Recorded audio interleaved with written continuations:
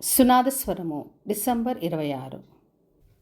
నీవు లేచి ఆ శిష్యును ఆయన తల్లిని వెంటబెట్టుకొని ఐగుప్తునకు పారిపోయి నేను నీతో తెలియచెప్పు వరకు అక్కడనే ఉండమని అతనితో చెప్పెను. మత్తయి సువార్త 2వ అధ్యాయము 13వ వచనం.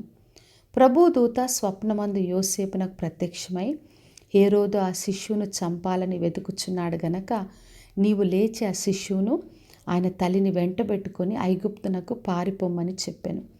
నేను నీతో తెలియజెప్పు వరకు అక్కడే ఉండమని చెప్పినప్పుడు యోసేపు శిష్యును తల్లిని తీసుకొని ఐగుప్తు దేశంలోకి వెళ్ళాడు. మరి దేవుడు ముందుగానే అన్నీ బయలుపరుస్తాడు.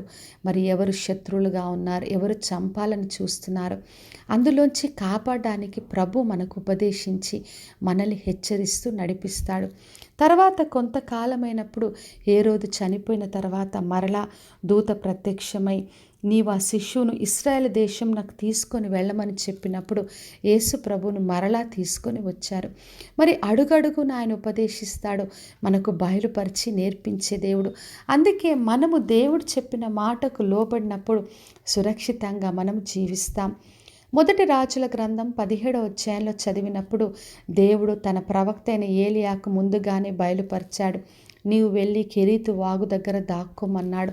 కొంతకాలం అక్కడ ఉన్నప్పుడు కాకుల చేత పోషించాడు. తర్వాత సారేపాతు విధవరాల దగ్గర పోషింపబడ్డాడు. మరి అడుగడుగున దేవుడు తన ప్రవక్తను కాపాడి రక్షించాడు.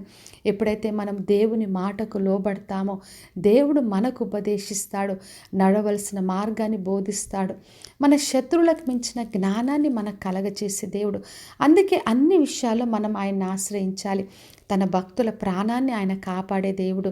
మోషేకు ఉపదేశించాడు, తోడుగా ఉండి నడిపించాడు. యెహోషువకు ఉపదేశించి అడుగడుగున కాపాడి రక్షించిన దేవుడు. దావీదును తన శత్రుల చేతిలోంచి కాపాడాడు. కాబట్టి నా ప్రియ సహోదరి సహోదరా, ఈ రోజున ప్రభు ఉపదేశంకు మనము లోబడదాం. ఆయన ఎక్కడ వెళ్ళమంటే అక్కడికి వెళ్ళినప్పుడు మనం సురక్షితంగా ఉంటాం. మన శత్రుల చేతిలోంచి మనల్ని కాపాడి రక్షించే దేవుడు. కాబట్టి విశ్వాసంతో ఆయనను ఆశ్రయించినప్పుడు అన్ని విషయాల్లో మనము సురక్షితంగా జీవిస్తాం. ప్రార్థన చేసుకుందాం.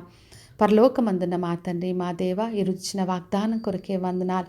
ప్రభువా, ఏ విధంగా మీరు యేసు ప్రభు శిష్యుగా ఉన్నప్పుడు కాపాడి రక్షించారు తండ్రి, అదేవిధంగా ప్రతి ఒక్కరిని వారి శత్రుల చేతిలోంచి కాపాడి రక్షించండి, ఉపదేశించండి, నడవలసిన మార్గాన్ని బోధించమని యేసు నామములో అడిగి వేడుకొంచున్నాను తండ్రి, ఆమెన్.